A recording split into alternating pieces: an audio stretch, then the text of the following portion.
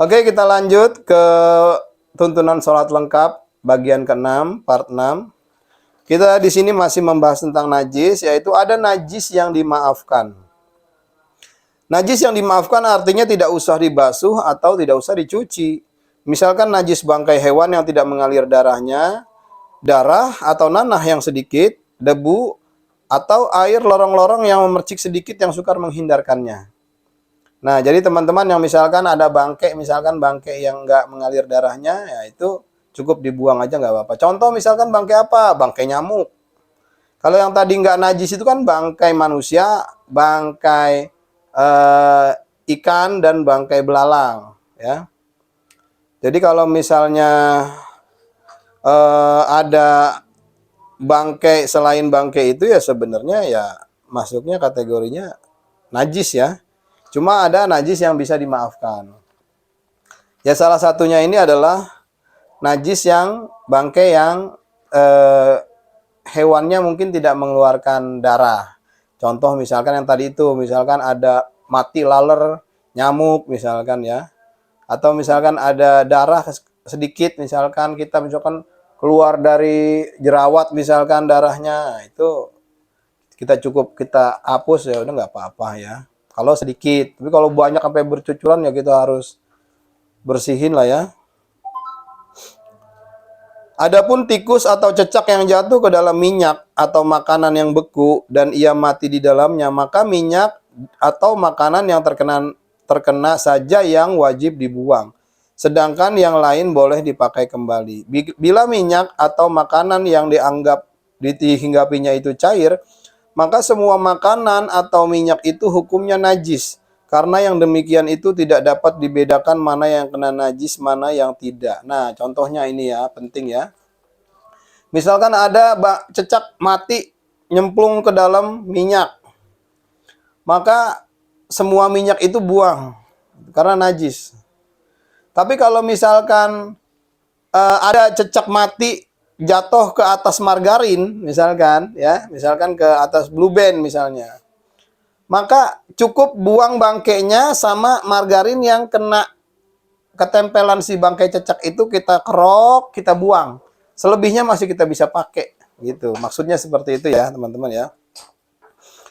Oke, selanjutnya kita masuk ke bab istinja. Istinja, segala sesuatu yang keluar dari kubul dan dubur seperti kencing dan BAB ya, wajib disucikan dengan air hingga bersih. Jadi semua yang keluar dari kemaluan, kencing kita misalkan, atau kita buang air besar, itu wajib dibersihkan pakai air itu ya, sampai bersih ya. Disucikan dengan air hingga bersih. Tidak harus 7 kali, tidak harus 2 kali, pokoknya sampai bersih. Kalau perlu 100 kali baru bersih ya 100 kali gitu ya. Jadi sampai bersih. Ya mungkin kalau misalkan yang laki-laki, kalau kita lagi buang air kecil, ya setelah buang air kecil kita siram bagian kepalanya ya kan. Itu bagian kepalanya kita siram supaya air kencing yang masih ada di kepalanya itu ikut terbuang gitu. Kalau untuk BAB, buang air besar, ya semuanya kita harus bersihkan ya. Jangan sampai ada yang ketinggalan. Adab buang air. Yang pertama, jangan buang air di tempat yang terbuka ya. Yang kedua, jangan di tempat yang dapat mengganggu orang lain. Jangan bercakap-cakap kecuali keadaan terpaksa. Kalau terpaksa buang air di tempat terbuka, hendaknya jangan menghadap ke kiblat. Jangan membawa atau membaca kalimat Al-Quran. Nah, itu adabnya. Kalau Anda tidak melakukan itu, berarti Anda tidak beradab. Gitu ya. Buang air nggak beradab, itu salah satunya adalah melanggar salah satu yang saya baca tadi itu. Ya, jangan misalkan kita buang air di tempat terbuka, terus ngadep ke orang, kan nggak beradab kayak gitu ya.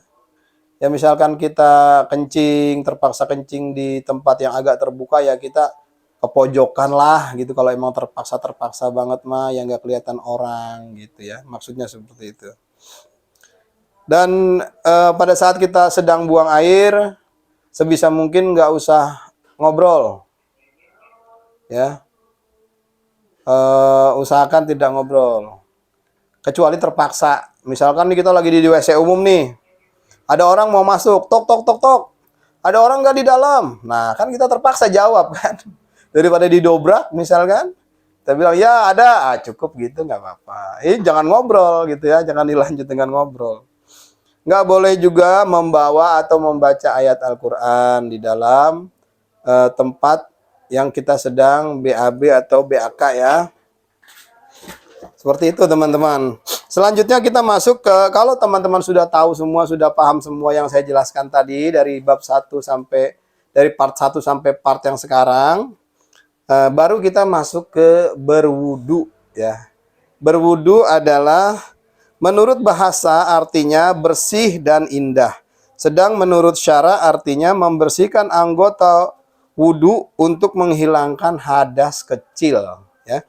Jadi wudu hanya menghilangkan hadas kecil, tidak menghilangkan hadas besar. Hadas besar apa? Ya contohnya kita habis jima sama pasangan kita, misalkan habis berhubungan suami istri. Nah, berhubungan suami istri itu masuk ke dalam hadas besar. Tidak bisa selesai dengan wudhu saja, harus mandi junub. Nanti mandi junub kita bahas juga di sini ya.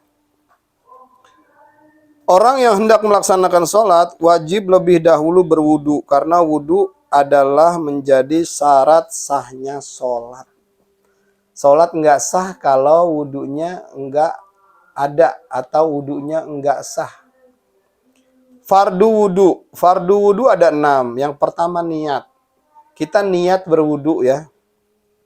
Hendaknya berniat menyengaja menghilangkan hadas atau menyengaja berwudu ketika membasuh muka. Jadi wudu ini kan urutannya itu kan pertama tangan dulu nih ya kan.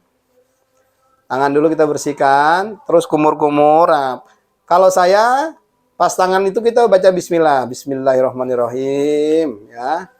Baru kita kumur-kumur 3 kali, kumur-kumur 3 kali, habis itu ke hidung ya. Bersihkan bagian hidung bagian dalam ya.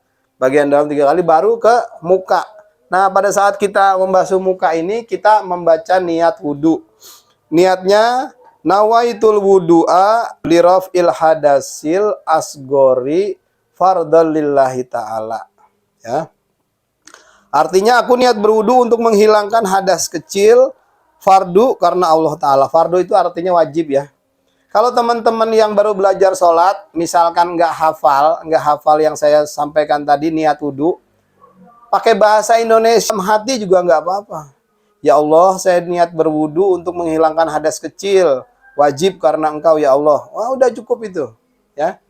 Tapi kalau misalkan sambil ya, kalau bisa ya sambil menghafalkan gitu ya, sambil menghafalkan nawaitul wudu'a lirafil hadasil asgori fardhol lillahi ta'ala. Niat saya wudu untuk menghilangkan hadas kecil, wajib karena Allah Ta'ala gitu. Tapi kalau kembali lagi, kalau tidak hafal, belum hafal, jangan nggak sholat.